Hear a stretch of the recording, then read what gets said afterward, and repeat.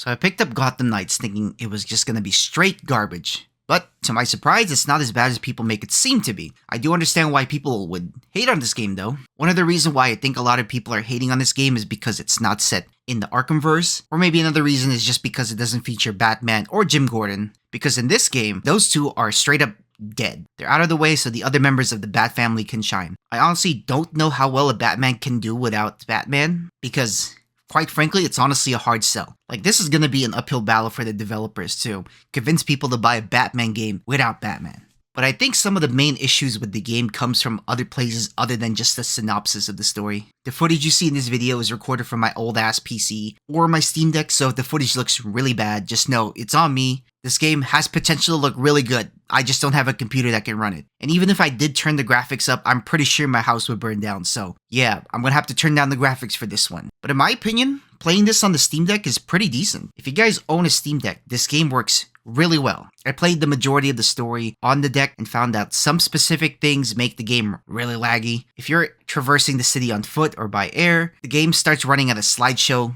getting about only 25 to 30 FPS. And if you even decide to go to the motorcycle, don't even bother, because the game literally turns into a Microsoft Office slideshow, giving you probably around 12 frames per second. However, when you go to these closed-off areas where the rooms are smaller, I notice I get close to about 50 to 45 FPS. And in terms of crashing, the game only crashed a few times on me, but the most notable one for me was towards the very end where the last emotional cutscene was playing. The game literally crashed on me, and it kind of ruined the moment, but you know, it wasn't a big deal. I was able to restart the deck and just pick up where I left off, and really didn't alter my gameplay that much. But there was just one point where it was just game-breaking. I was playing one of the Harley Quinn's side missions, and no matter what graphics options I tried, it would not let me proceed to the next mission without crashing the game severely. My temporary solution for this was just to download the game on my PC and risk the fire marshal coming down just to play past that part where the game freezes, which seemed to work in my case. But if you don't have a PC, this is definitely a game-breaking issue. Well, to be fair, it did say playable on the Steam website, so it did warn us that this could be a potential issue. So if you wanted to run it on Steam Deck, it runs fine for the most part, but just expect that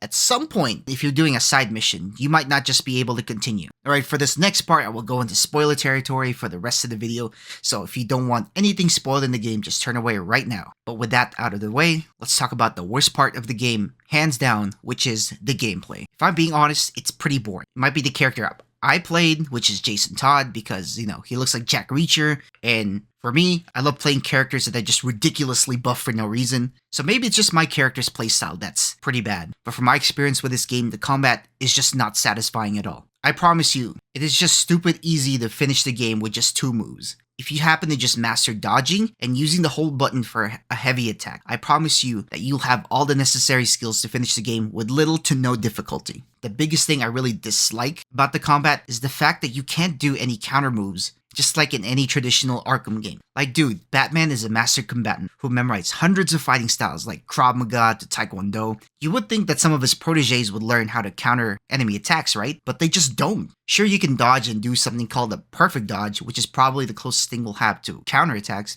but that's just so lame compared to this.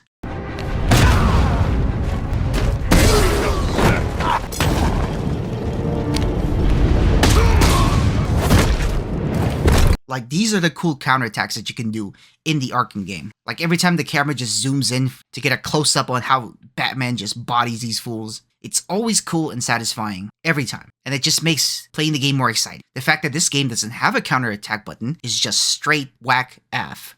Even the special abilities in the game don't really feel special at all. At least, that's the case with Jason's moveset. The only ability that I found useful in Jason's kit was the mini turn. Like, that shit was so OP. It was basically an easy way to cheese every boss fight, or every encounter you have. All I would do to win most fights is just to deploy my turn down, somewhere in a safe distance, and just let the boss focus that turn down. And all I gotta do is just stay away from a safe distance, put a couple of bullets in this dude, and then just repeat the process over and over again till his health goes down. It's so crazy OP, because the boss would just straight up ignore my ass, just to destroy this turret at the other side of the room. And if you're curious about the other abilities, well, I can't tell you because I absolutely hated using it. Some of the abilities required you to hold the button down to start the animation, and I don't like it. It's just so inconvenient to use that I go out of my way to avoid using them. I think the reason why I dislike it so much is due to the fact that it feels like it takes a long time to start the attack animation. If I do end up using some, I mainly stick with the abilities with the short presses because they're way quicker to deploy, and I don't have to stand there looking like a fucking asshole waiting to deploy this ability. I feel like this was an oversight with the developers because it takes way too long, man. I feel like they should have considered lowering the duration of the hold time, or at least found another way to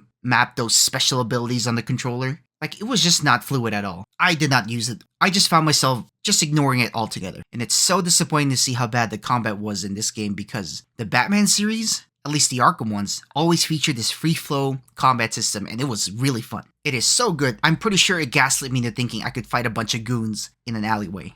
I know for sure I wouldn't survive, but this game convinced me I could. Not to mention it was so good, many games would try to copy it because it was just that fun. You'd think that the combat would be just as fun since it's a Batman game, but all it did was just ruin my expectations. I thought the combat was the only thing bad about this gameplay, but you should see the stealth sections in this game. It is completely useless, and it's also unforgiving when you have a misinput. Like every time I try to sneak up on an enemy, there's only a small window where that button pops up where it says silent takedown. And if the enemy goes too far, it switches to your range attack, and if that goes off, it completely ruins your stealth operations. In the Arkham games, that button would have been just a counterattack, and when you accidentally press it, it wouldn't compromise your position if the enemy stepped out of your takedown range. Instead, you'd probably just end up doing like a judo pose. But in this game, you are absolutely fucked once your range button goes off. There's no real downside I could remember from choosing to ignore the stealth sections, so I just end up going guns blazing since it's a lot quicker, and let's be honest, it's more fun.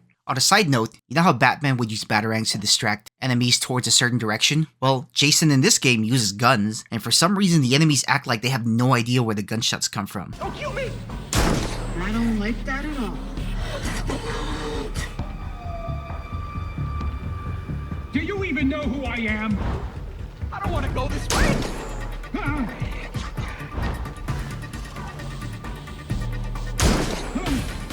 I don't know about you, but guns are pretty loud. Even if they have a silencer on, it's still pretty loud. I just find it hard to believe that the enemies in this game wouldn't just look towards Jason's direction. I think it would have been a cool attention to detail if stealth was just not an option for Jason, since enemies could probably easily track him down. They use his guns. But I don't know, it just seems like an oversight to me. And don't get me started on the bat cycle, it is not fun to drive at all. Most of the time I just prefer to fast travel since it's a lot quicker than just using the bat cycle. Maybe it's the fact that I played the whole game on my Steam Deck, that just any form of driving just tanks the FPS. But I also think it's due to the fact that there's no speed boost on the bike to make it go faster. I think that's why it feels so slow and terrible to drive around the city. But if I'm in the need to go somewhere quickly, the bat cycle is my last resort. But if the destination is pretty close, I just prefer to use the many traversal modes for each character. Because, in my opinion, it's way more fun. Like, you should see Jason. He gets to do this mystical leap somehow because apparently getting soaked in the juices of the Lazarus pit gives you some supernatural powers. It's honestly kind of weird, but I don't care. It just feels satisfying to leap from building to building. You should see the other members and how they traverse the city. Each member of the Bat family has their own unique way of traversal. Like Barbara has this cool glider that's similar to Batman. Dick has a drone that basically lifts him up wherever he wants. And I think by far my favorite way of traversal was Tim Drake's teleporter. He literally utilizes the Justice League teleporter to get to places quickly. Like, how cool is that? But the one thing I really hate about this traversal mechanic is how you go about unlocking these abilities. These abilities aren't unlocked out of the gate. You have to go through a lot of side missions before you can get the ability to unlock the traversal method. If you choose to ignore the side missions, you're stuck just either fast traveling, grappling from building to building, which is really slow, or just using the bat cycle. We already went over how bad the bat cycle is, so we legitimately only have two options to work with. I think this was a bad decision from the developers. Like, these abilities were so cool, it could have made patrolling the city a lot more fun, but they decided to lock it behind the side mission for some reason. If the combat was more fun, I guess I wouldn't mind it, but since it isn't, this becomes such a chore. Like, I hate doing this. Like, why? Why do the developers hate us like this much? Like, this is one of the coolest things about the game, and I just wish they made it available the moment you're able to explore the map. But instead, if you choose not to do it, you're just going to end up rappelling pretty slowly building the building. If you're one of those people like me that is worried that this is just going to be a whole multiplayer focused game, then you'd be relieved to know that the entire campaign is single player friendly, meaning you can play the whole campaign by yourself if you wanted to. That's what I did, because I don't have any friends. I basically played the whole story as Jason Todd. But I think not letting the players switch whenever they want was such a big waste, because I could have seen some cool gameplay potential where there's a multi-part mission where you need to switch between different characters because of their expertise. Like I can imagine Tim spots like a key factor that a lot of other people would have overlooked, so he reopens investigation. Then Barbara uses her hacking expertise or some shit to control the building, and then Dick Grayson, since he's the acrobat, like he can probably like snake his way through some laser defenses or something. And then Jason, since he's the marksman, because he's good with guns, he can probably just sleep dart enemies from a distance. If this all sounds familiar, I'm basically explaining the plot to Ocean's 11. To me, that's more engaging, but to you, it may be not. I'm just throwing out ideas here. Or it can be like GTA 5 where you can just switch between characters during key points to keep you engaged during the mission. But what do I know? I'm not a developer, so I don't know how to make games that people will like. So disregard me, but I thought it'd be a cool idea.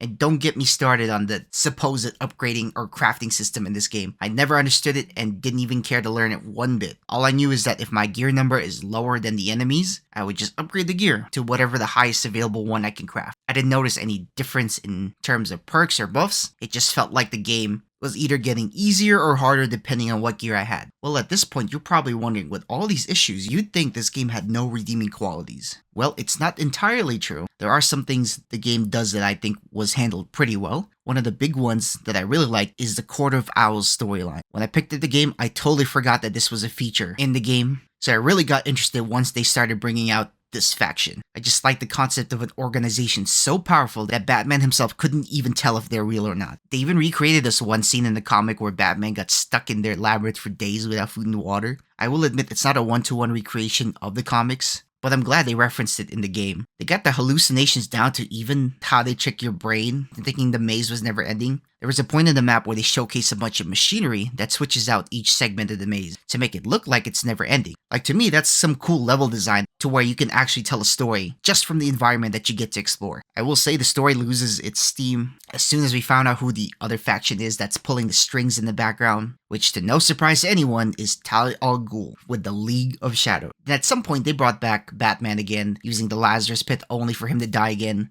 which I thought was such a waste in my opinion. Why emphasize the fact that Batman and Jim Gordon is gone if you're just gonna bring him back as one of the boss fights? I felt like this could have been used in another sequel, assuming this game would have had a chance to begin with. I felt like this game should have just focused on the Bat family trying to keep Gotham protected in the absence of Batman. Then the next game, we can explore themes, seeing that if they made the right decisions that are similar to what Batman would have approved of. By having him resurrected, then pull this cheesy crap saying, oh, you did not need Batman to protect Gotham or some shit like that. I felt like this cheesy moment could have been saved for later on. I also feel like the character you play should have made a big difference in this specific mission, because when I played Jason Todd, I felt like this cutscene hits harder because, to me, Jason understands exactly what Bruce is going through. After all, he's the one that's been dunking in the Lazarus Pit, just like my chicken McNuggets in the hot mustard sauce. But I'm not sure how different this cutscene is compared to the other members of the Bat family, but I think it should make sense that Jason's cutscene would hit a little bit harder compared to the others. One thing I also like from this game is how each of the characters gets their own kind of mini character development. What I mean is that they basically give you a short snippet of their struggles, and by the end of it, you're given some kind of resolution or acceptance of their problems. We get to see Jason come to terms with his return from the Lazarus Pit, then we get to see Barbara cope with her father's death, Tim dealing with his future in the Bat family, and Dick Grayson dealing with being the leader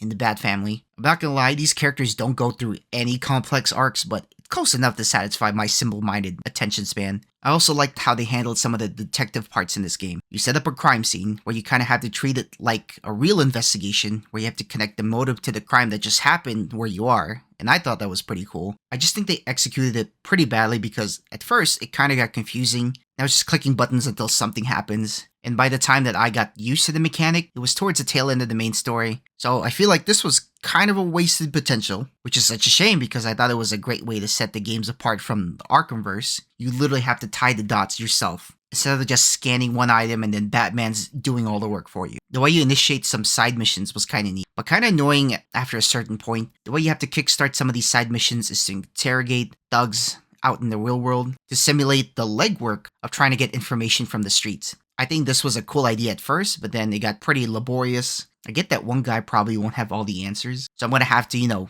track a couple of goons to kind of form the big picture. But holy shit, it's so repetitive. I feel like they should have switched up the way we obtained information. Like maybe instead of just like beating these guys up and then, doing the same old interrogation, why don't we just switch up the interrogation techniques? There should be one where we get to tie these guys up on a high ledge or something and make it look like we're about to drop them, or we blackmail them or something. Like, why does it always have to lead with me doing the same interrogation technique for the same 3 Batman games? Like, I feel like we could have just switched it up. We don't have to keep repeating the same formula. We could probably spice it up, But overall, I think the value in this game comes from when you play it with your friends. I can definitely see this game being more enjoyable when you're playing it with someone else. You guys could easily switch characters at any point since there's more than one person fighting these high-level enemies. So it's less likely you'd be frustrated from dying so often. You can also probably find enjoyment from just cruising around with the many different abilities. Like, picturing in my head, I think it would be cool if you see Jason just flying through the air with his abilities while Tim Drake is just teleporting wherever he wants. I think that might be how some people might find enjoyment out of this. Just the act of coordinating as a unit, as a Bat family even. But I don't think this game was marketed for me because personally, I'm a single player enthusiast. It is not a good game, but it's also not a terrible game. Especially if you have a passive interest in this game, you should definitely pick it up. And if you're a Batman fan, definitely try to pick this up. But if you pay more than $5 or $10 for this, I'm going to say you overpaid for this game and get your money back. Because I don't think it's worth that much, especially today. Well, that's all I got for you guys today. Go and like and subscribe. But anyways, guys, I'll see you guys on the next one.